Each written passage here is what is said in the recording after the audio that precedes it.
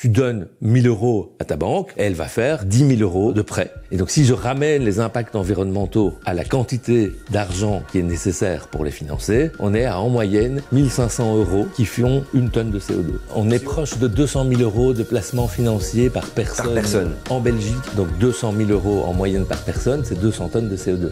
Waouh!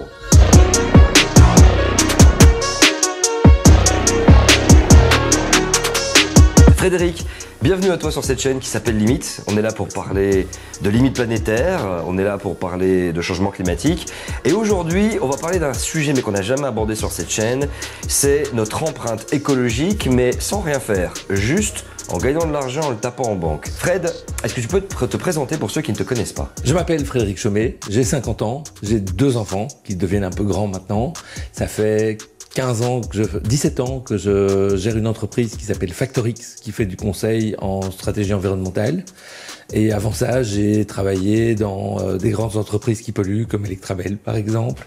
Electrabel Engie, c'est ça? Ouais, Engie, exactement. Et avant ça encore, je faisais une thèse en changement climatique et en météorologie à l'Institut Royal Météorologique de Bruxelles.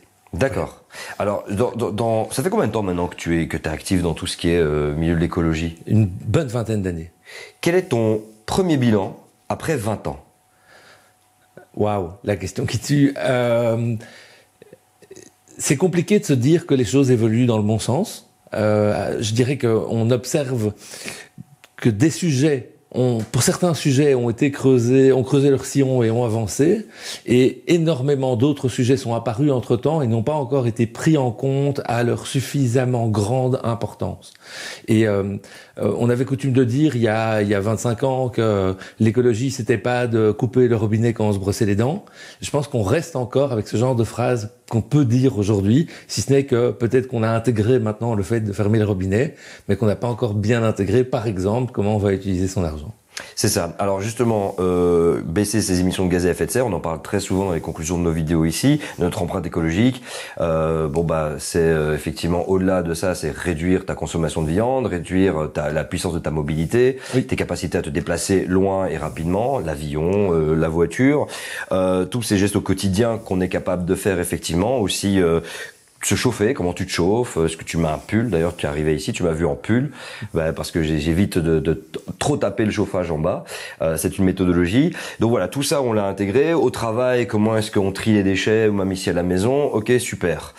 Mais on aurait beau faire tous les efforts du monde, il y a une grosse part d'ombre là derrière. Et là, j'ai vraiment envie que tu m'expliques un petit peu ce fameux argent qu'on a en banque. Qu'est-ce qui se passe en fait? Alors, donc on va essayer de partir depuis le début puisque c'est un sujet qui est un tout petit peu complexe. En gros, l'argent, c'est une monnaie qui nous sert à échanger des choses contre des autres, assez simplement. Je donne mon temps de travail à un employeur, je reçois en retour de l'argent. C'est une manière en fait de me rémunérer ce que j'ai fait forcément. Et avec cet argent, je vais faire des dépenses. Des dépenses dont tu viens de citer l'essentiel. Je vais acheter de quoi me déplacer, de quoi me nourrir, de quoi me loger, de quoi m'habiller. Et ensuite, si j'ai de la chance, à la fin du mois, il me reste de l'argent sur mon compte en banque. Ou pas. Ou pas, ouais. D'accord, mais pour la plupart des gens, c'est pas. Et il y a à peu près 30% d'entre nous qui ont des revenus qui excèdent en fait leurs besoins. 30% seulement? 30% et tous les autres, c'est en mode... Qui font des placements financiers. Donc, ça veut dire que les autres, 70, 70 pour les Français, qui ont de l'argent, c'est juste pour subvenir à leurs besoins, point. Voilà. Donc il n'y a pas de je pars en vacances quelque part, il n'y a pas de... Ça peut être inclus. Et on peut partir en vacances et ne pas avoir de quoi faire de l'épargne à la fin du mois. D'accord. C'est tout à fait possible, mais... Mais attends, c'est intéressant, on parle vraiment d'épargne, donc ça veut dire qu'il y a plus que 30% des gens qui savent épargner, c'est ça que tu veux dire? Non, il y a 30% des gens qui font des placements financiers. C'est-à-dire qui mettent leur argent à différents endroits. Ouais. Et tout le monde a généralement un compte courant dans lequel on a l'argent qui rentre et qui sort, et certains d'entre nous ont un compte épargne. Et tu sais qu'en Belgique, on est parmi les plus grands épargnants du monde parce que le gouvernement a décidé de, en fait, subsidier l'épargne. On pourra en parler tout à l'heure. Et de ce fait-là, on a beaucoup de milliards d'euros qui dorment sur des comptes épargne. Et donc, cet argent-là, c'est de l'argent qu'on met de côté, de façon à pouvoir le sortir quand on a ce qu'on appelle un imprévu, dans la bonne gestion de père de famille, des familles. Et c'est très logique, hein, tu vas à l'hôpital, ton enfant se blesse, il faut lui racheter un vélo. Ce sont des dépenses qu'on ne fait pas quotidiennement, qui font pas partie de notre budget, et on doit pouvoir le sortir à un moment. C'est à ça que sert un compte épargne. On est plus que 30% à avoir un compte épargne, puisque la plupart d'entre nous en ont un dès qu'on a un salaire et qu'on doit jouer avec l'argent, mais on est assez peu nombreux, en fait, à avoir suffisamment d'argent que pour pouvoir l'investir dans différentes choses, et à ce que nos banquiers acceptent de nous parler pour dire « Oh, vous êtes un bon client, vous êtes digne d'intérêt, monsieur. » Mais alors, est-ce que tu es d'accord parce qu'il y a le placement, mais il y a aussi de l'épargne, mais l'épargne est une forme de placement aussi, puisque c'est utilisé. Alors, l'épargne est censée être un placement, si ce n'est qu'à cause des taux d'intérêt ces dernières années, quand tu mettais de l'argent sur un compte épargne, ça te coûtait de l'argent. En pratique, puisque l'inflation était de l'ordre de 2% par an et que ta banque te rendait 0,30, 0,10, 0,15%, voire même 0% ces dernières années sur les comptes épargne réglementés. Donc, c'est-à-dire que c'est un placement, mais c'est un placement où tu perdais de l'argent. Mais quand tu bloques ton argent, tu mets ça sur un compte d'épargne bloqué, donc là c'est considéré comme placement. Là, la banque, ils en font un peu ce qu'ils veulent. Alors la banque, c'est ça, la banque, elle a été instituée finalement pour réguler cet argent et pour nous permettre de recevoir notre épargne. Ça, c'est des cadeaux qu'on fait à la banque. En échange de quoi, elle investit dans l'économie réelle. En théorie, elle fait des prêts auprès des entreprises, auprès des ASBL, auprès des pouvoirs publics pour financer le développement économique. Et la question, c'est qu'est-ce que la banque fait avec l'argent que je lui dépose sur un compte d'épargne, par exemple? Eh bien, elle fait ce qu'elle veut en Belgique. C'est pas réglementé. C'est-à-dire qu'elle peut l'investir dans le financement d'autres activités bancaires, elle peut l'investir à l'étranger si elle a envie, elle peut l'investir dans le financement des grands pétroliers qui polluent et dans le coupage des forêts en Amazonie si ça lui fait plaisir. Parce que elle a tous les droits. Les banques belges sont des gros investisseurs de fossiles. On a des très gros investisseurs de fossiles dans les banques belges, comme dans les banques françaises, comme ailleurs. D'ailleurs, il y a des ONG qui font ce travail, d'essayer de vérifier à quoi sert justement le financement des banques. Reclaim Finance, je mets le lien en description. Mais en tant que citoyen, tu ne peux pas aller voir ton banquier et lui dire « Cher banquier, j'aimerais bien que mon argent ne finance pas la coupe de la forêt amazonienne ni Total Energy. » Ça, aujourd'hui, c'est pas possible. En tout cas, pas sur un compte épargne. Et donc, le compte épargne, tu donnes 1 000 € à ta banque, et elle va faire 4, 5, 6, 10 000 euros de prêt avec ça. Comment ça se peut? Comment je comprends ça, pas. c'est la magie, c'est l'effet de levier bancaire. Donc l'effet de levier qu'on connaît en bourse et dans les histoires de crypto, machin. Exactement. Ça existe aussi, donc c'est-à-dire que la banque, elle a besoin d'avoir une partie de fonds propres. Ouais. Et le fonds propre, c'est l'argent que je lui apporte dans le compte épargne ou dans les différents produits de placement. Et avec ce fonds propre-là, elle peut faire un multiple de prêts, on part sur le principe que il faudrait que je remonte dans l'histoire bancaire, on n'a peut-être pas tout à fait le temps, mais en gros, quand c'était de l'or, les gens qui déposaient des pièces d'or ne venaient pas tous chercher leurs pièces d'or en même temps, et la banque avait le temps de prêter 4-5 fois le même montant lié à ma pièce d'or. Et s'il y a une crise et que tout le monde vient chercher ses pièces d'or... Là, on a un souci. Exactement. Et donc, c'est sur cette base historique-là que la banque prête un multiple de ce qu'elle reçoit, de ses dépôts. J'imagine qu'ils ont un coefficient et un calcul du nombre de gens qui meurent, qui décèdent, ou alors de gens qui viennent chercher leur argent en banque, et en fonction de ce calcul, ce résultat sur lequel ils sont arrivés, ils se disent bon on remarque qu'on est capable de prêter cet argent à 10 personnes différentes et que le temps que ça nous génère de l'argent, on ne pourra rembourser telle et telle personne en déant 10, 20, 30, 40 ans, que quoi qu'il arrive, personne va le demander en même temps. Donc il y avait ce genre d'analyse de risque. D'où le pétage de plomb quand à une époque, Eric Cantona avait annoncé vous voulez foutre le système en l'air, allez tous retirer votre argent en même temps. Le même jour. On parlait de révolution, on va pas prendre des armes, on va pas prendre des machines, on va pas aller tuer des gens. La révolution est très simple. Bon, c'est 3 millions de gens, ils vont à la banque, ils retirent leur argent et les banques s'écroulent. Et là, il y a une vraie révolution. La révolution, c'est ce qui est dans les banques. En fait, ce n'est plus possible. Ouais. Et si vous demandez d'ailleurs à votre banquier de retirer une grosse somme d'argent de votre banque, il va vous dire que c'est compliqué, que ça va prendre du temps, généralement. Donc, c'est clair que on peut facilement apporter de l'argent à la banque, on peut beaucoup plus difficilement le récupérer. Ça, c'est sûr. Après, c'est la monnaie électronique. Et donc, tant qu'elle est électronique, ce n'est pas grave. Mais à partir du moment où tu fais sortir l'argent du système électronique, puisque c'est de la comptabilité interbanque, la monnaie électronique, c'est la monnaie réelle, en fait, qui est importante. Et la monnaie réelle, c'est le billet de banque. Si tu veux récupérer des billets de banque, c'est beaucoup plus difficile. Ça devient compliqué, puisque ça sort l'argent des fonds propres de la banque. Elle n'aime pas du tout. Ça devient de l'argent qu'elle ne maîtrise plus, qui est devenu de la monnaie scripturale, sur papier, et que tu récupères et tu pourras en faire ce que tu veux. Ça l'arrange pas. Donc, elle, sa volonté, et on le ressent beaucoup en tout cas ces derniers temps, c'est de tout passer à l'électronique, Payconic, ton téléphone, tac tac tac, pour qu'en fait cet argent ne soit plus là comme ça et puis tu en fais un petit peu ce que tu veux, ça revient dans le système, ça va sous ton matelas. Non, et pourquoi? Parce qu'en fait ça leur permet de simplement continuer à faire cet effet de levier. Évidemment, c'est-à-dire qu'avant la crise financière de 2008, elle prêtait peut-être 100 € pour 1 € déposé. Tu vois, des chiffres qui étaient gigantesques. Ah ouais, faut 100. Ou 50, 100. Et donc maintenant, on a demandé régulièrement, la réglementation européenne demande que les banques réaugmentent leur niveau de fonds propres. Et donc aujourd'hui, on tourne peut-être à 15 pour 1, quelque chose de ce genre-là. Là, j'ai pas exactement les chiffres, donc on pourra demander à la commu de fact-checker tout ça, mais grosso modo, c'est à peu près ça. Et donc ça veut dire que chaque fois que je dépose 1 € d'argent dans une banque, en fait, elle fait 15 € de prêt. Vous imaginez ce que ça veut dire, 15 € de prêt? Ça veut dire que chaque argent que je donne, il y a 15 fois ce volume-là qui va être distribué dans l'économie. Mais ça veut dire que au-delà de l'argent que je mets en banque, admettons, j'ai 10K et je mets les 10 000 € dans ma banque, mais en fait, mon impact... Parce que là, on va arriver sur l'impact écologique. Ça veut dire que mon impact, il n'est pas de 10 000 €. Ah non, il est de 15 fois jusqu'à 150 000 € d'investissement, donc du coup dans des fossiles et ça.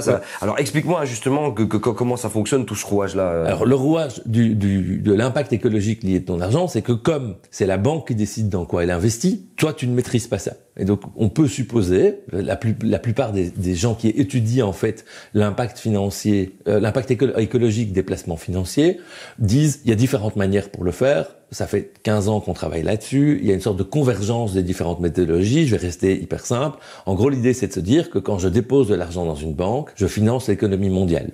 Si tu ne sais pas exactement ce que tu finances l'économie mondiale. Et on va commencer par ça, c'est simple. Si tu finances l'économie mondiale, on sait que le monde, c'est une quantité de gaz à effet de serre qui est émise chaque année, et on sait que c'est une quantité de richesse qui est créée chaque année. Jusque-là, c'est assez simple. Et puis, il faut faire un tout petit calcul, parce que par unité de richesse qui est créée, ça fait combien de chiffre d'affaires dans les entreprises, et par unité de chiffre d'affaires, ça fait combien d'euros de fonds propres, de capitaux des entreprises dont on a eu besoin. Donc là, on fait un petit passage un tout petit peu complexe. Pour résumer, pour produire 1 € de chiffre d'affaires dans le monde, il faut à peu près 1,2 € de fonds propres. Les fonds propres, c'est quoi? C'est le capital des entreprises, et c'est tous les prêts long terme qui sont donnés par les banques. Donc c'est ce qui permet de faire en sorte que n'importe quelle entreprise a les moyens pour financer ses activités.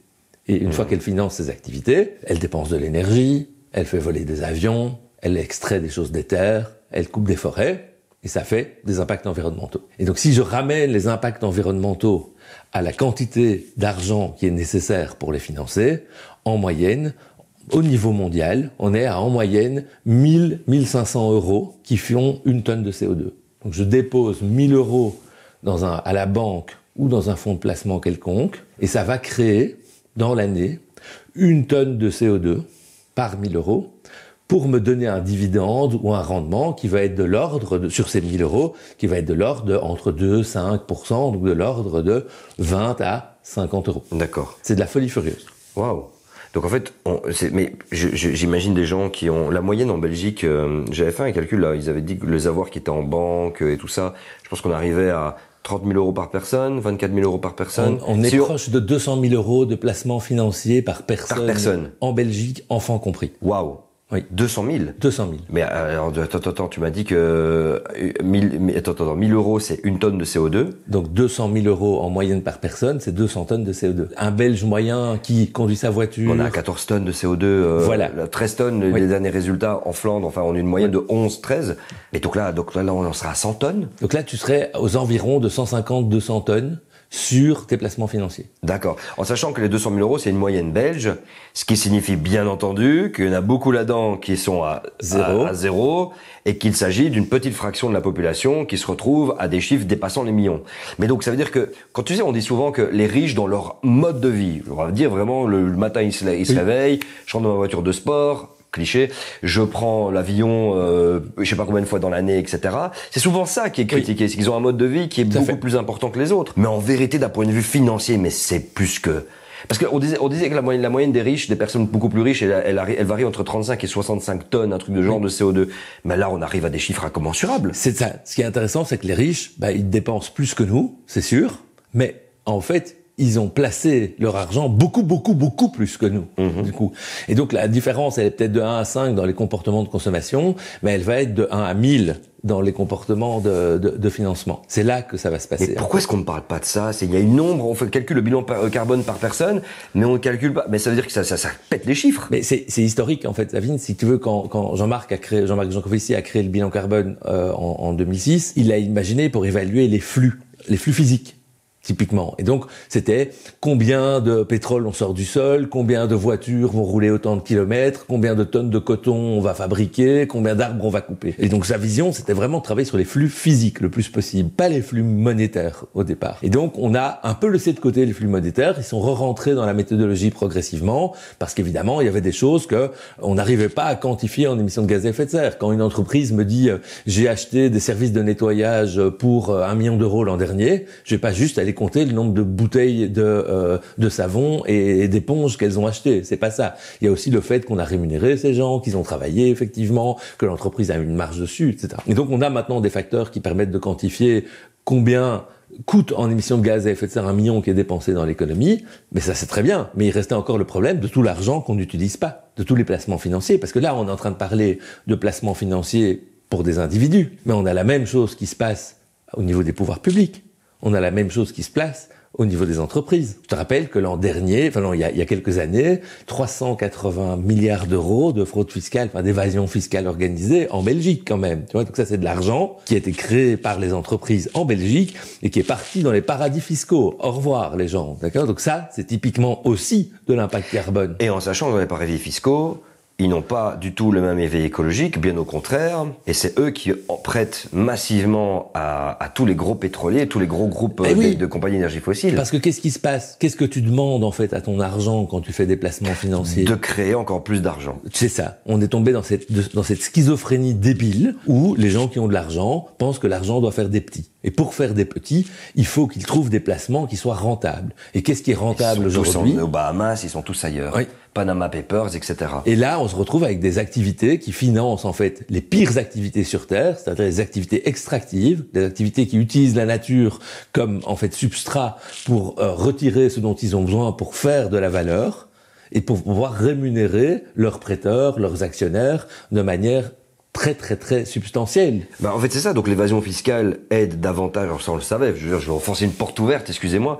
Donc, ça veut dire que alors qu'on a besoin d'argent pour la transition et que cet argent existe, on l'envoie littéralement, et les milliardaires et les millionnaires du monde entier l'envoient dans des zones qui favorisent davantage ce système. Parce que tu peux plus emprunter la BNP, tu vas chercher une banque qui se trouve à Singapour ou ailleurs, et c'est parti, quoi. Exactement. Il y aura toujours une banque pour financer une activité négative, ça posera aucun problème. Et ça, c'est un des grands problèmes de lutte contre la transition. Mais même à la COP, on ne parle pas de ça. L'argent qui est dans les banques, c'est quand même dingue. On a compris que la COP, le problème, c'est qu'elle est énormément biaisée, puisqu'elle parle toujours du principe qu'il faut trouver et mettre des mesures d'atténuation, pour le changement climatique, tout en n'ayant pas d'impact sur le développement économique. Donc on comprend qu'il y a quelque chose qui est antinomique là derrière, il y a un énorme paradoxe. Mais la question financière, là, excuse-moi, mais pour moi, ce que tu es en train de me raconter là, c'est en train de bouleverser tout mon champ de croyance, justement, sur les cas de responsabilité. Enfin, ça me rend encore plus anxieux, j'ai envie de te dire. Mais j'ai envie de dire, c'est normal, puisque c'est un impensé, c'est un non-dit, c'est quelque chose qui, pour moi, est de nature plutôt cachée, hein. Personne n'a envie de travailler sur ce sujet, et on essaye de ne pas trop diffuser l'information que le monde aujourd'hui est plutôt régulé par la finance que par autre chose, et si c'est la finance qui régule le monde, c'est normal que la finance ait un impact, en fait. Bien sûr, oui. Donc voilà, puisqu'elle est à la base de tout. Et donc cette question assez compliquée rend très nécessaire de élargir en fait le spectre de ce qu'on regarde pour intégrer l'impact des placements financiers. Et on doit vraiment revenir là-dessus un peu, parce qu'on a parlé de beaucoup de choses, on a parlé des entreprises, des pouvoirs publics, des citoyens, et parmi les citoyens de monsieur et madame tout le monde, et des ultra-riches, d'accord? Donc on va terminer sur les ultra-riches, parce qu'en fait c'est évidemment eux qui posent le plus grand problème en termes de citoyens, puisque c'est eux qui ont le plus d'épargne, le plus de placements financiers, et qui essayent le plus de jouer pour que l'argent crée de l'argent. Et donc là, c'est clair que ces gens-là ont une empreinte individuel qui va se situer, je le disais, aux alentours de 100, 200, 500 fois la moyenne d'un Belge. Wow. Ça, c'est sûr. Pourquoi ? Parce qu'il y a un rapport qui est sorti pas plus tard qu'il y a 2 mois par la Banque nationale qui a montré les inégalités de patrimoine en Belgique. Oui, 10% possède 50% des biens. Voilà.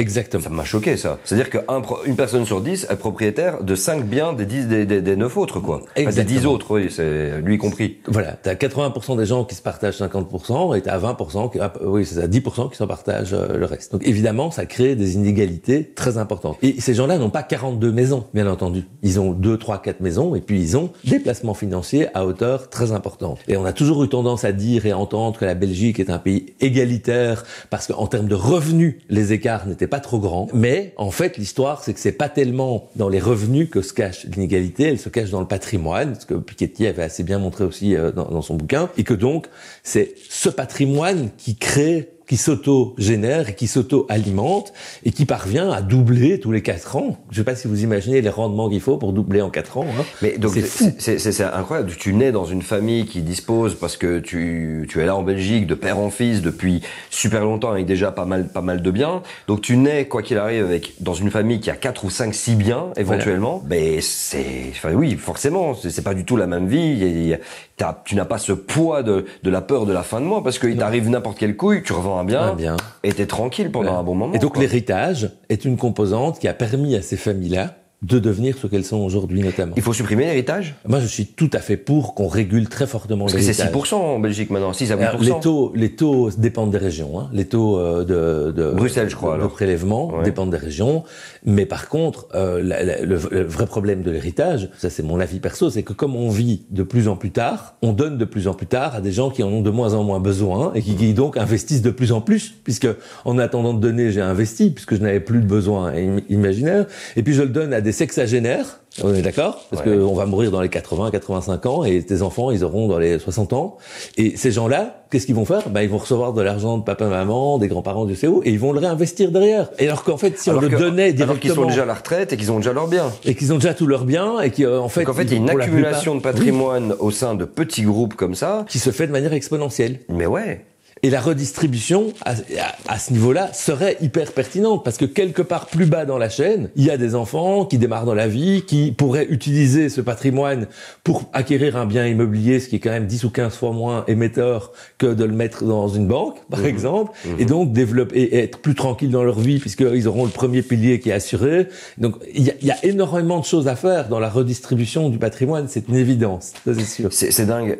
Maintenant, je voudrais un petit peu, est-ce que tu as déjà discuté avec je te connais personnellement dans la vie, je sais que tu discutes beaucoup avec des politiciens. Qu'est-ce qui se passe ? Quelle réaction sur ces sujets-là ? C'est des sujets qui sont absolument presque pas abordables en fait aujourd'hui, parce qu'on a cette culture de penser que la richesse c'est un truc de happy few que certains ont réussi à obtenir et qu'il faut préserver. Ah oui, la sueur de leur front pendant très longtemps et c'est normal pour les enfants. Le pouvoir public va te dire mais moi j'ai déjà taxé en fait cet argent une première fois quand c'était leur travail et puis je vais le taxer une deuxième fois quand ils vont ramener leur placement financier parce qu'il y a le précompte mobilier et donc je vais pas les emmerder plus que ça. On en a besoin pour faire tourner l'économie, c'est eux qui font, ce qui est totalement faux puisque la plupart de ces placements financiers sont à l'étranger. Donc en gros, ça ne fait pas tourner l'économie belge du tout. Il y a juste que on vient taxer 20% des profits qu'ils ont réussi à réaliser par la suite. C'est totalement hypocrite. Il y a un mème qui sort beaucoup sur Internet qui est très intéressant, avec un gars qui se situe en disant my grandparents, grande maison, my parents, plus petite maison, moi locataire, mes enfants à la rue. Qui montre en fait que bon, dans un contexte mondial, tu viens de le dire, une exponentielle, tout se centralise d'une manière irrémédiable en fait. Plus t'as un bien, et c'est ça aussi, tu sais, je cherchais un bien à acheter et je me suis rendu compte de la profonde inégalité qu'il y avait, parce que quand tu es là avec tes enfants et que c'est quand même, tu veux un endroit bien pour eux, bien pour ta famille, pour t'épanouir, il y a un peu ce jeu qu'il y a avec les agents immobiliers, tu vois. Ils sont là, ils accueillent beaucoup de monde et tu dois mettre une offre. C'est la concurrence. Oui. Exactement. Tu dois mettre une offre sur un papier, et toi t'es là, tu sais que c'est à partir de, et tu dis c'est à partir de 400 000 euros, tu dis bon 400 000, je vais mettre 420 000, alors qu'en fait t'as quelqu'un qui derrière est assuré mais tranquille parce qu'il a je ne sais combien de biens que la banque est capable de lui avancer tranquillement 600 000 et le mec il te tape à 600 000. Et alors bien sûr, l'agent immobilier dit parce que plus le montant est élevé, plus lui il gagne de l'argent. C'est d'une injustice profonde. Et moi, en l'ayant vécu, c'est la première fois que je me mettais dans cette recherche pour acheter un bien, je me suis dit mais le système ne va pas, le système ne peut pas tenir comme ça. Il est complètement incohérent. Ça marche tant qu'il y a des acheteurs. Oui, mais pour le moment, on est dans une période, il y a beaucoup d'acheteurs dans l'immobilier, puisque depuis le Covid, en gros, les gens se sont remis chez eux, puis ils se sont dit, j'ai envie d'un autre chez moi, j'ai envie d'être à la campagne. Ça a bougé, et quoi. les gens ont balancé, en fait, ils ont sorti de l'argent de leur compte épargne pour acheter des biens. C'est visible dans les statistiques de la Banque nationale. Et donc, on voit ça, que la valeur immobilière a augmenté. Et du coup, mais c'est parti, effectivement, à des prix délirants. Et le système est fait avec tous ces gens qui prennent des pourcentages. Forcément, le système est fait pour que ce soit le plus cher qui gagne. Et voilà. Mais alors, c'est-à-dire que quoi qu'il arrive, tu fais toujours ruisseler vers le haut. C'est le principe. C'est que alors, mais il y a une fin à ça. C'est pas possible. Les limites aux ressources, les limitations énergétiques de la Belgique qui n'est pas productrice d'énergie fossile et face au tu les connais, ces chiffres, vous les connaissez, les plus abonnés, les plus fidèles de cette chaîne, qu'on arrive dans un moment de rupture où ça se contracte. À quelle sauce on pourrait manger? Qu'est-ce qui pourrait se produire? La fin, c'est que l'argent ne se mange pas. Donc ça, il faut pas l'oublier. C'est-à-dire que tu vas te retrouver avec beaucoup d'argent, mais si avec ça, tu n'arrives plus à manger, en fait, tu seras toi aussi dans la merde. Donc c'est un système, c'est vraiment brûler, en fait, la corde par les deux bouts. C'est pas ça l'expression exacte, mais c'est à peu près ça. Où on se dit, tirons le maximum qu'on peut tirer jusqu'au moment où on aura l'implosion, peut-être, et on s'en fout, on sera peut-être plus là. Tu vois, c'est vraiment un sale jeu qui est vraiment. Mais par contre, que ça ne nous empêche pas, nous les personnes éveillées entre guillemets, ou celles qui ont envie de faire bouger ce système, d'en prendre connaissance d'abord, et puis de voir tout ce qu'on peut mettre en œuvre pour essayer de le corriger. Et je pense que le système des grandes fortunes aujourd'hui s'auto-alimente, fonctionne en vase clos, et on ne parviendra pas demain matin à l'arrêter. Ça, c'est une certitude, et c'est du ruissellement par le haut. Ta force de travail sert finalement à alimenter leurs profits, et leurs profits sont réinvestis avec des taux de l'ordre de entre 25 et 30 et 40% par an. Ok, tant que le peuple dit rien et tant que le peuple est en mode amen, parce qu'il est aussi prisonnier de ce système-là, ça se passe bien, tant que le système fonctionne. Mais à un moment donné, crise du logement, comme on est en train de le vivre aujourd'hui, des gens ont de plus en plus difficiles, que parfois il y a plusieurs générations qui sont sous le même toit. Éventuellement, un moment de soulèvement domiciliaire, soulèvement de la terre, un moment gilet jaune pour les gens qui n'arrivent plus à fonctionner correctement avec leur domicile. Mais écoute, moi c'est un des trucs qui me taraude un petit peu, qui me travaille. On a 30% de gens à Bruxelles qui ont faim. On a à peu près 40% de gens qui sont mal logés. On fait quoi? Tu vois, comment ça se fait que ça ne bouge pas? Comment ça se fait que le socle de la colère spontanée ne monte pas pour essayer de développer quelque chose? Justement, pourquoi? Parce que je pense on est rentré dans une culture, on a peur de perdre le petit peu qu'on a. Tu vois? Et qu'on a honte aussi, tu crois? Alors la honte joue aussi, mais sans doute moins que la peur de perdre. Il y a cette. J'ai l'impression que le capitalisme nous a mis dans une compétition permanente les uns par rapport aux autres, et que cette envie de monter nous empêche en fait de nous rebeller, en quelque sorte. Je sais pas si c'est assez clair. Si, et qu'on préfère continuer à jouer un peu à ce même jeu du Monopoly. On le perd, mais on se dit peut-être qu'à un moment donné... À un moment, je serai peut-être le grand gagnant. Et moi, je pense que il faut des personnes qui soient capables de se lever, mais qui ne sont pas ces catégories qui souffrent, mais qui sont les catégories intermédiaires pour pouvoir défendre leurs droits. Parce que je pense que c'est pas, on n'est plus en 1936 où les ouvriers se révoltent, c'est fini cette période-là. Donc c'est plutôt les classes moyennes qui doivent se révolter contre les injustices qui se créent et les inégalités qui se creusent. C'est plutôt comme ça que je le vois. Comment est-ce qu'une personne qui est en train de nous regarder là aujourd'hui, qui se dit ok mon argent est en banque BNP Paribas, je sais qu'en France Crédit Agricole a annoncé qu'ils allaient arrêter tout financement fossile, c'est une annonce qu'ils ont faite, encore à voir, peut-être qu'ils vont trouver des techniques en disant oui mais ça rentre pas là-dedans, ils avaient l'air d'être très cash en disant que pour eux le gaz, même si ça rentrait dans la taxonomie verte de l'Europe, ils estiment quand même que pas le gaz non plus. Faut pas se cacher, les banques qui se lancent en mode les gars on arrête de financer le fossile, ils se lancent vers une transformation radicale de leur système aussi. J'espère qu'ils savent à quoi s'attendre pour certains. Tout comme aussi investir parfois dans d'autres domaines, c'est aussi investir d'une certaine façon dans le fossile, hein, parce que je sais que BNP Paribas est très fier de dire non, mais il y a que 5% de nos actifs qui vont dans le fossile. Bon, quand tu investis dans l'agriculture, tu investis aussi indirectement. Voilà, et quand tu investis dans les usines qui font les équipements de drilling pour le fossile, tu investis toujours dans le fossile. Mais voilà, c'est ça. Oui. C'est ça. Mais comment moi maintenant je peux faire, comment je peux m'y prendre, sachant qu'en Belgique on avait Newbie qui est parti. Oui. Je fais quoi de mon argent, je fais quoi de ma thune? Demain, je dis à mon employeur, voilà le numéro de compte bancaire, tu changes, qu'est-ce qu'on fait? Il y a plusieurs choses. Et déjà, quelles sont les banques éclatées, si tu peux les citer? En fait, il n'y a pas de bonne banque. D'accord. On va être assez simple. Globalement, il y a assez peu de bonnes banques. Tu as des banques comme Triodos ou comme Newbie à l'époque qui allaient financer des activités dans un périmètre plutôt détaillé, c'est mieux. Ouais. C'est évidemment mieux. Et les Gringot en France et tout. Gringot, c'est pas une banque. Gringot, c'est un intermédiaire de services financiers qui est rattaché à une banque qui n'est pas une bonne banque, qui se verdit au travers de Gringot. Donc, on peut dire que Gringot va réussir peut-être à faire des choses. Pour le moment, on attend de voir. Enfin, moi, c'est mon avis. Si tu veux, j'attends de voir. Mais on peut pas dire que Gringot soit pour le moment une banque. Donc, ça, c'est la première chose. Après, c'est intéressant ce qui est en train de se passer sur les fintechs, sur les innovations dans le monde financier, parce qu'on va peut-être réussir à produire des produits qui sont de plus en plus dédiés et de plus en plus cernés quant à ce qu'on souhaite, quel sens on veut donner à son argent. Et donc ça, je pense que c'est une évolution qu'il faut accompagner et qu'il faut voir. Moi, je pense qu'il faut avoir le moins d'argent possible en banque, pour être très simple. Ça, c'est la première chose qu'il faut faire. Puisque tu sais qu'il y a cet effet de levier et puisque tu sais qu'il y a un problème, il faut éviter d'avoir de l'argent en banque. Mais alors, c'est un peu comme la personne qui se dit, oui, bon, je continue à manger la viande parce que je suis pas soumis à voir ce qui se passe dans les abattoirs ou comment les animaux sont traités. Ton argent en banque, tu le vois pas.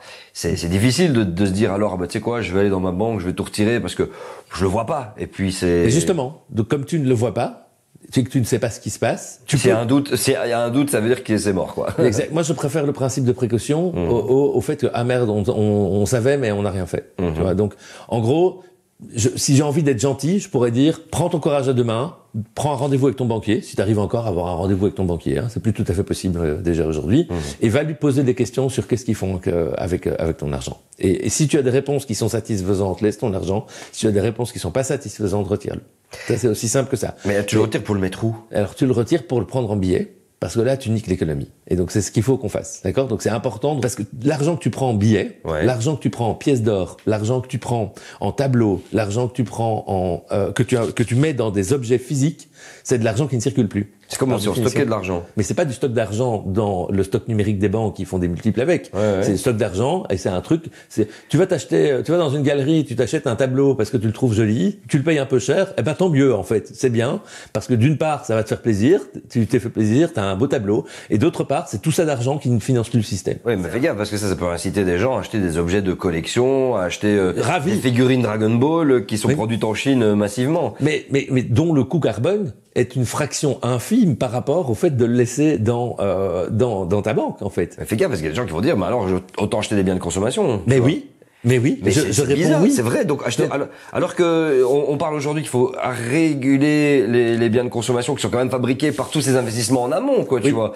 Mais, sérieusement, donc. Sérieux. Moi, je suis tout à fait d'accord avec l'idée que. Donc, je vais m'acheter plein de sapes. Si t'as envie de consommer plus pour avoir moins d'épargne, fais-le. Ah, c'est une nouvelle perspective des choses. C'est incroyable. Évidemment, je te propose pas de faire des tours du monde en avion non-stop. Oui, mais il y a des trucs qui sont un peu trop carbonés dans la consommation. Bien sûr. Qu'on connaît et qu'il faut éviter. Acheter une figurine, quelqu'un qui est fan de Star Wars, il achète une figurine collector que peu de gens ont.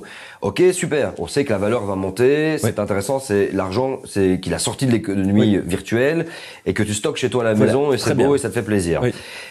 Maintenant, aller acheter ça dans des stocks de SAP, d'H&M, on sait que la valeur va chuter et que ton t-shirt va disparaître. Donc ça, c'est con. Donc ça, c'est pas génial. Tu vois, donc par exemple, l'intensité carbone à 1000 € dépensés des vêtements H&M, mais c'est pas terrible. Donc ça, il vaut mieux pas le faire. Mais si tu veux t'acheter des vêtements de marque ou des trucs hyper luxueux, fais-le. Artisanat alors. Artisanat, petit producteur. Donc en fait, tu dois pas avoir peur de dépenser plus cher pour des trucs qui sont bien faits, près de chez toi, avec des gens que tu connais.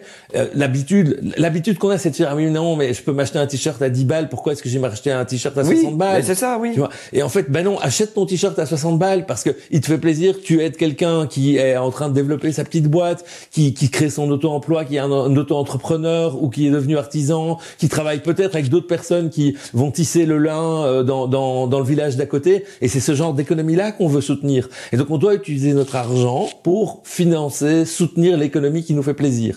Et c'est plus facile de le faire par notre consommation consommation que de le faire par nos investissements. Parce qu'on consomme tous. Tous, on a besoin de consommation. Par contre, on n'investit pas tous. Après, on pourra parler de ce qu'on fait quand on investit. Mais quand j'ai de l'argent en banque, il faudrait mieux que j'ai moins d'argent en banque, que je consomme plus de choses qui coûtent plus cher chacune et qui sont mieux faites chacune. Ça, c'est l'idéal. Donc mieux fait, quoi qu'il arrive, c'est de passer par un artisan, quelqu'un qui l'a fabriqué de ses mains. Oui. Ça il y a une valeur éthique, il y a une valeur sentimentale, et puis aussi la robustesse, hein, parce que parfois quand les trucs sont fabriqués par quelqu'un à la maison, dans un atelier, c'est beaucoup plus robuste que si c'est made in Et Ikea. cette personne, si tu as un problème, et que tu lui dis, il y a un truc qui s'est cassé, est-ce que tu sais me le réparer? Il peut te le réparer aussi. Et ça, c'est quand même chouette. Donc, je pense vraiment qu'il faut avoir une autre vision sur ce qu'est notre consommation dans une perspective où, en fait, l'épargne est pire. Tu vois, c'est vraiment ça qu'il faut se dire. Et donc, la consommation, c'est bien. Et la consommation près de chez soi, avec des trucs durables et des petits indépendants et des artisans, c'est mieux. Ok, parce qu'on en revient, tu disais niquer l'économie, c'est pour créer une autre économie alternative, différente. Ton avis justement sur les monnaies locales, parce que... Mais les monnaies locales, c'est formidable, évidemment. Le truc, c'est que personne ne les utilise, et donc c'est un J'en ai jamais croisé une. C'est un chaos. On peut faire avec les capsules de bière. J'en ai dans ma poche, si tu veux. C'est vrai, montre. Oui, Attends, non, t'es sérieux, Attends, je vais te montrer. J'ai ici mon petit porte-monnaie fait par un artisan, et... Ok, ben voilà, donc déjà, Donc, stock ça, dans un bien de consommation donc, par j'ai un artisan. Okay. un bête billet de 10 €, ça c'est de l'argent qui n'est pas dans les banques, c'est très bien. Ok. Et je vais pas le cramer, hein, je m'appelle pas un machin, mais et j'ai des vieux talents. Donc les talents, c'était les billets qui existaient dans le Brabant Wallon, Tigny, Louvain-la-Neuve, etc. J'ai pas connu, montre. Et en fait, t'as un billet de 5 ici. Ah et, oui. et je te montre, j'ai encore Bon un billet. local. Alors, il a un peu niqué. Il est un peu niqué parce qu'il a vieilli, mais le drame c'est que j'ai un billet de 2,5 talents aussi, tu vois, voilà. C'est des talents, ça s'appelle des talents. Ça s'appelle ouais. des talents, et j'ai un billet de 1 talent, voilà. Donc ici tu vois ce que c'était. On dirait des billets de Monopoly. Ouais, c'est clairement ça. C'est des billets papier. Bon local, le talent est une initiative citoyenne qui soutient l'économie locale et solidaire. Et avec ça, t'achètes quoi, par exemple? Ben, avec ça, par exemple, je vais dans mon centre culturel, je m'achète des places de spectacle, je m'achetais une bière au bar, j'allais chez mon agriculteur bio acheter mon panier bio, ce genre de choses là. Ça, j'arrivais à acheter. Et comment tu gagnais ça? Tu l'achetais avec des euros. Tu donnais des euros à la place des talents. D'accord. Et Mais donc en fait aussi, si jamais tu fais une activité et que tu travailles par exemple pour un brasseur, oui, il peut te payer en talent, et avec ces talents-là, bah voilà. Effectivement, mais c'est de l'argent qui ne rentre plus dans le système c'est de l'argent bancaire. qui tourne dans un circuit fermé, Voilà. dans un sous-ensemble de l'économie. Exactement. Et qui entraide les gens qui font partie de ce circuit-là. Et ça, c'est très malin. Le seul problème, c'est que personne ne les utilise. Donc, on parle du talent qui a décidé d'arrêter la monnaie physique depuis ce mois de mars. Ah oui. Donc, c'est la fin. Donc voilà, c'est les derniers billets que vous verrez. Et ils passent au numérique. Ils vont essayer de passer au numérique, ou ils vont même peut-être arrêter le talent parce qu'ils n'ont pas assez d'utilisateurs. Donc c'est un peu triste. Ouais, mais ça passe suffisamment marketé. On se demande toujours, mais C'est sûr, mais c'est sûr comment que ça se tu fait? n'aurais pas parlé assez tôt. Ah non, pas encore, pas encore. Écoute, le nombre de gens que j'ai croisés qui m'ont dit, ouais, j'ai une monnaie locale, faut qu'on en parle. Je vais y arriver. C'était passé. D'ailleurs, n'hésitez pas en commentaire si jamais vous, justement, dans des territoires, vous travaillez avec des monnaies locales, d'où que vous soyez, de Suisse, de Belgique, de France. N'hésitez vraiment pas en commentaire à me dire si jamais vous avez déjà eu ça dans vos mains et qu'est-ce que vous avez pu acheter avec et comment fonctionne le système économique. Donc, on répète, sortir l'argent des banques, pas hésiter à aller dans de l'artisanat, aller dans du local, quelque chose qu'on peut stocker, parce que notre argent et les banques, et là, je paraphrase et je résume, ont un impact bien plus important que notre système dans le monde dans lequel on est avec la consommation en général. Hein. Bien sûr. Mais ensuite, comment est-ce que ça se passe au niveau de l'investissement? Ça, c'est... Donc, Qu'est-ce que je fais avec ma cigare? J'ai de la thune, qu'est-ce que j'en fais? Achète-toi des choses de collection, si tu as de la thune, hein, que ce soit de l'art ou des bagnoles, même. Des bagnoles de collection, en fait, c'est pas grave. Tant que tu roules pas trop avec, ça va. Voilà. Donc, achète-toi des choses de collection, fais-toi plaisir, parce que tous les biens physiques que tu accumulerais ou dans lesquels tu investirais, on sait que certains, tu vas les acheter pour pouvoir les revendre plus tard en espérant faire un bénéfice, très bien. Tu vois, mais c'est tout cet argent qui ne nourrit pas la bête, en fait, le système. Et donc, ça, il faut continuer aussi. L'autre chose que tu dois faire, c'est d'abord te poser la question de savoir si tu as vraiment besoin que ton argent te rapporte de l'argent. Parce que ça, c'est un point essentiel. Tu sais, on dit toujours, quand on parle de politique énergétique, sobriété, efficacité et puis énergie renouvelable. Totalement, ouais. Et donc, la sobriété dans la finance, il va falloir qu'on réfléchisse qu'est-ce que ça veut dire. Est-ce que j'ai besoin d'avoir un rendement de 30% par an sur tous mes placements financiers? Est-ce que je peux me permettre d'avoir un plus bas rendement? Est-ce que je peux mixer les différents endroits où je vais faire des investissements en prenant un peu plus de risques dans certains parce que je juge que je suis plus aligné avec mes valeurs? Ça, c'est le genre de question qu'il va quand même falloir assez rapidement se poser. Parce que on est dans un monde hallucinant. Et là, il faut que je parle 30 secondes du problème des comptes épargne.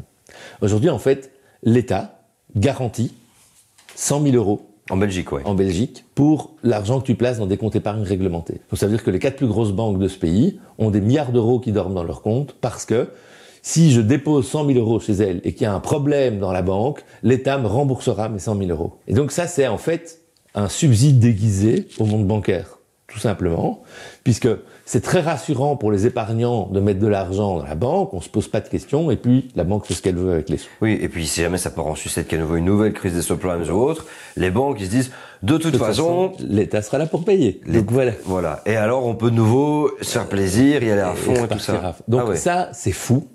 Et ça pose un énorme souci en Belgique notamment, puisqu'il y a une sorte d'adversité à faire des investissements qui peuvent être jugés risqués quand tu sais que tu peux déposer ton argent dans un compte épargne. Et ce qui fait que les hyper riches, ils ont plusieurs comptes épargne réglementés. Dans chaque banque, ils ont un compte. Hein, c'est débile. Hein. Et c'est comme ça qu'on se retrouve avec 250 milliards d'euros qui dorment sur les comptes épargne. Tu dis que les super riches, comme l'argent est garanti à 100 000 euros, si tu as 1 million, bah, tu mets 10 comptes en fait. Par exemple.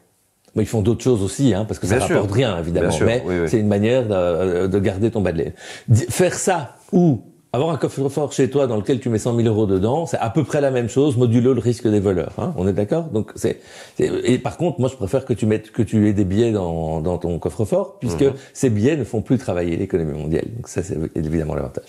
Après, en tant qu'investisseur qui a envie d'investir, hein, on est bien d'accord, on parle des gens qui ont envie d'investir, je pense que tu dois investir dans l'économie locale, durable, près de chez toi, et les choses que tu comprends. Moi, j'ai un grand principe, c'est que si tu ne comprends pas le produit d'investissement qu'on te propose, ne l'achète pas.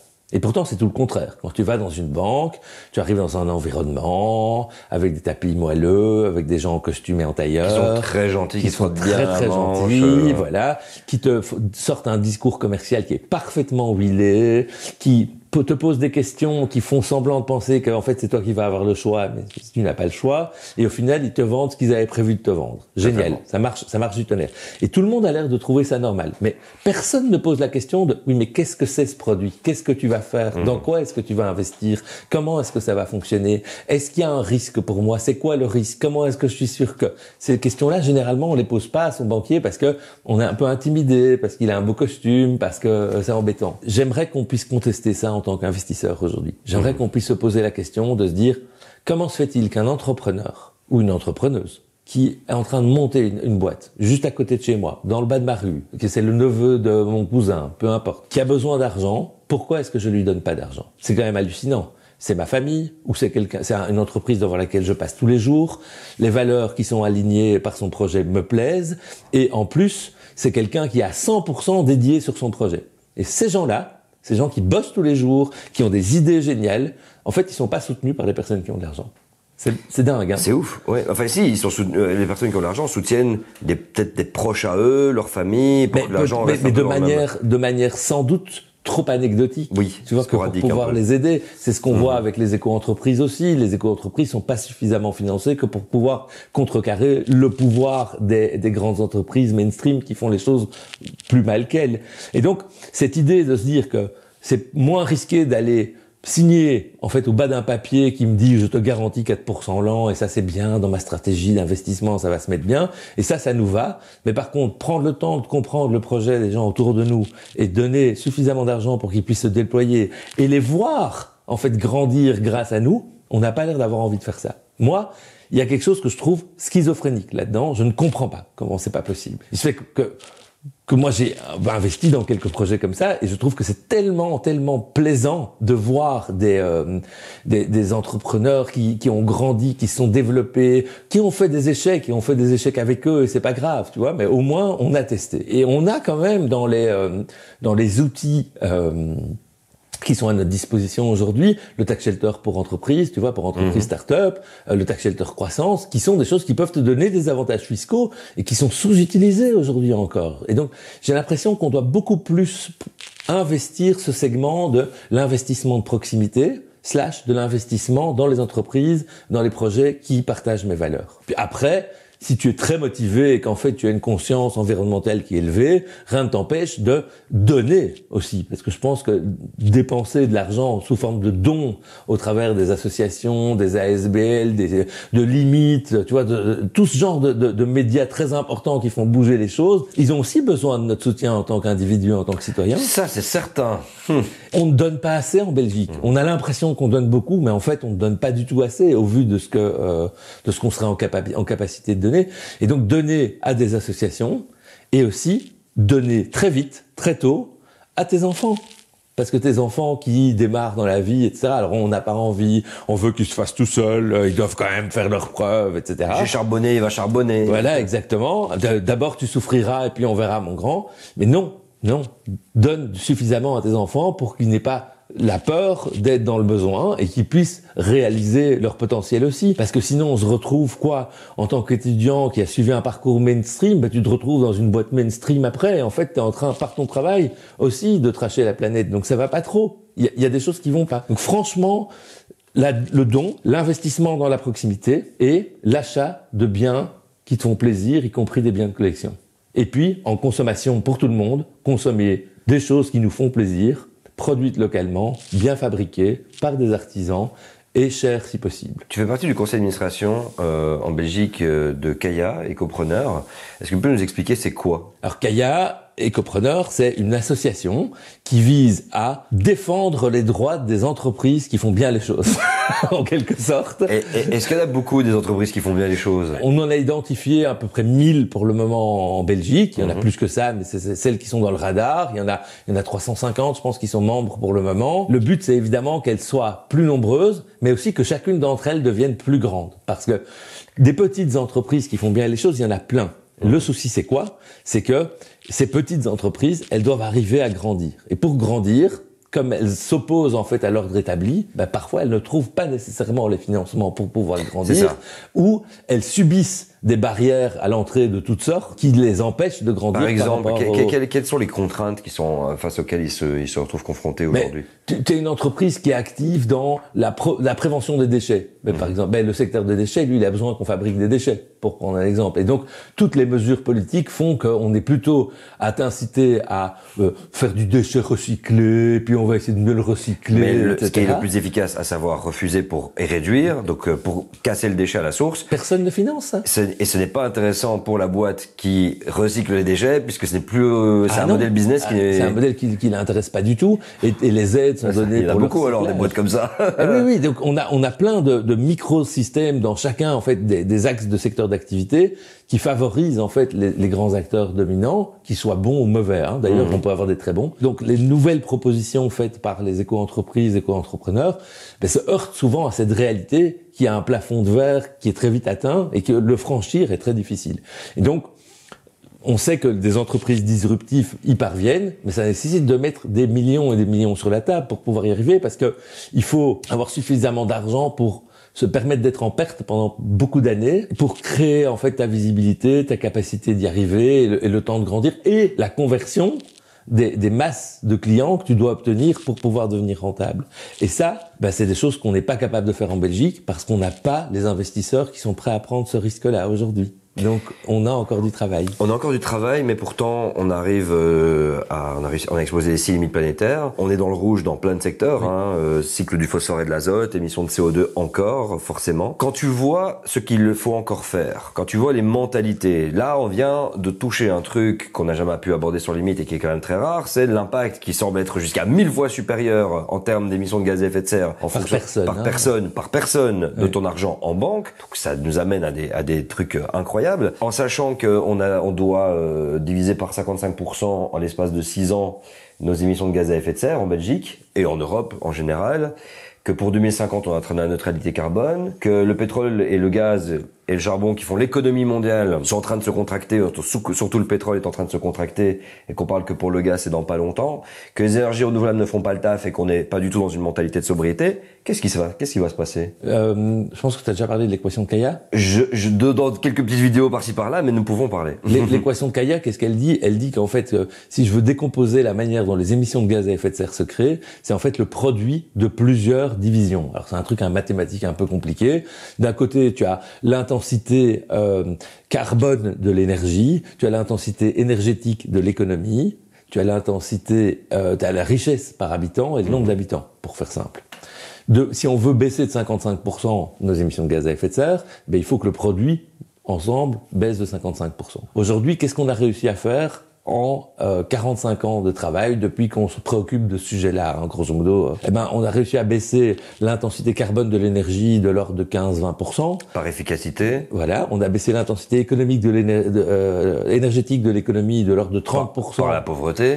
Non, par l'augmentation de la richesse généralisée, généralement. D'accord, ok, pardon. Le PIB par habitant a fait fois 2,7 et la population, elle a augmenté de 3 milliards de personnes, disons, d'accord. Ah oui, tu parles à l'échelle mondiale. Je pensais qu'on regardait localement. À l'échelle mondiale. Ici. Ok, je pensais qu'on regardait localement. Oui, à l'échelle mondiale, c'est sans doute. Et donc, grosso modo, on se retrouve confronté avec un impact majeur dans l'équation qui est que la richesse par habitant a beaucoup augmenté. Et donc, on peut faire tout ce qu'on veut sur l'intensité carbone de l'énergie et l'intensité énergétique de l'économie. Si tu touches pas à l'économie, ça ne marchera pas.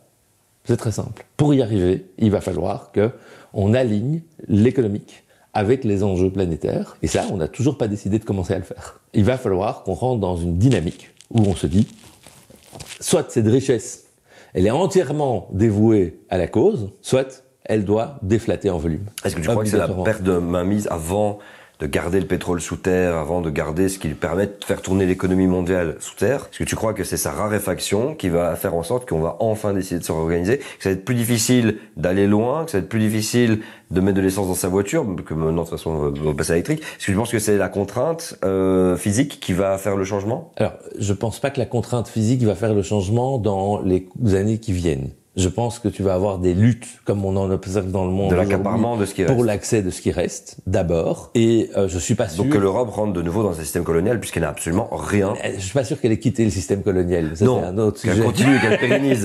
Non, elle n'a pas du tout quitté le système colonial, ça c'est sûr. Hein.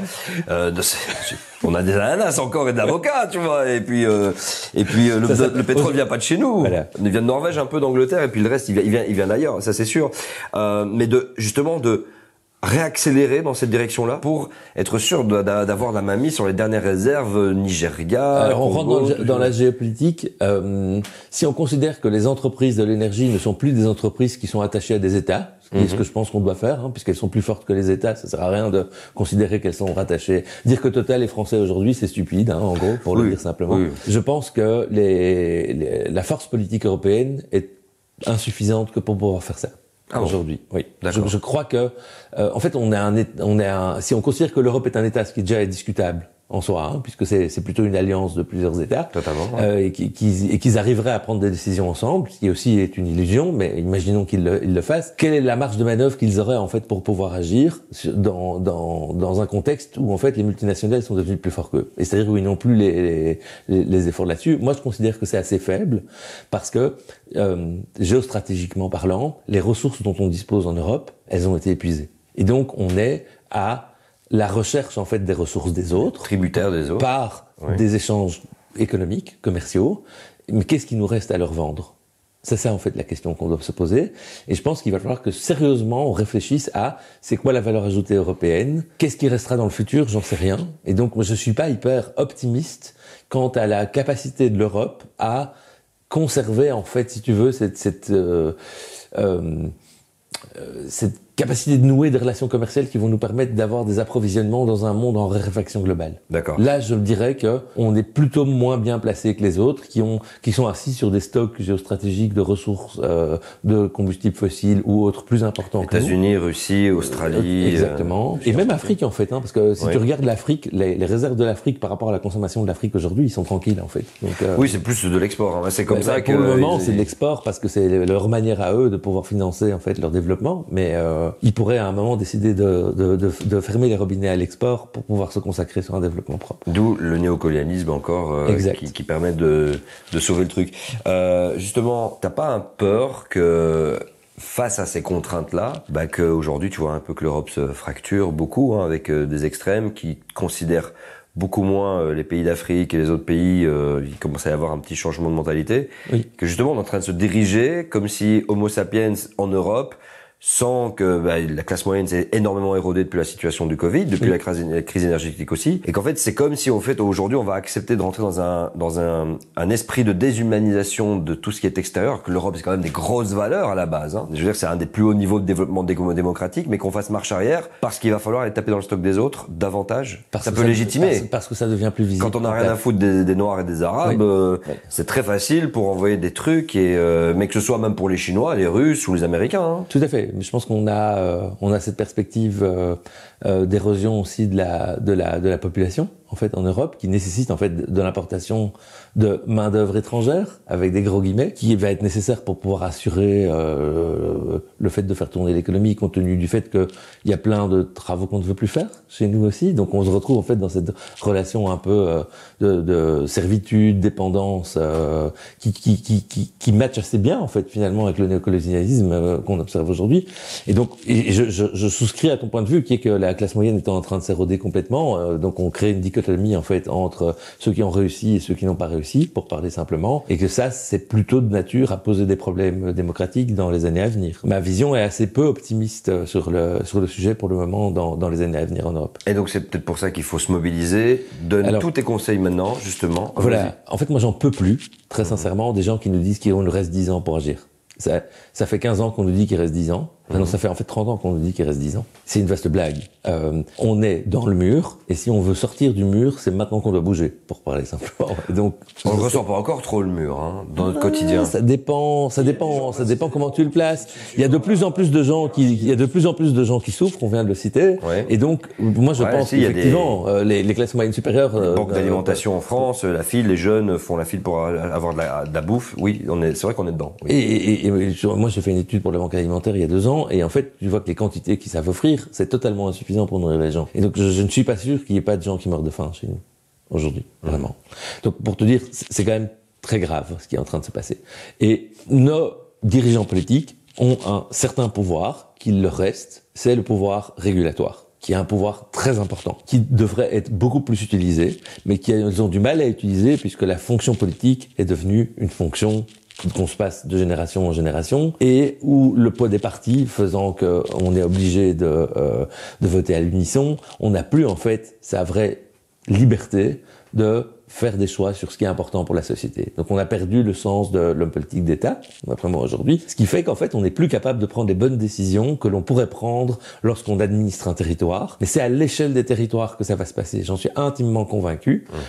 Donc je prie vraiment pour que, d'un point de vue politique à l'échelle territoriale, on comprenne que la résilience territoriale par zone, on va dire par province ou par agglomérat de communes à l'échelle de la Belgique, soit une dimension sur laquelle on doit beaucoup travailler, parce que de par mon métier, je sais qu'on est capable d'obtenir ces 60% de réduction en 7-8 ans, qu'on est capable de remettre de l'économie qui fait du sens, qu'on est capable de redéfinir les endroits où on doit être productif et les endroits où on doit un peu faire baisser l'activité. On est obligé de faire des grands changements par rapport à ce qu'on fait aujourd'hui.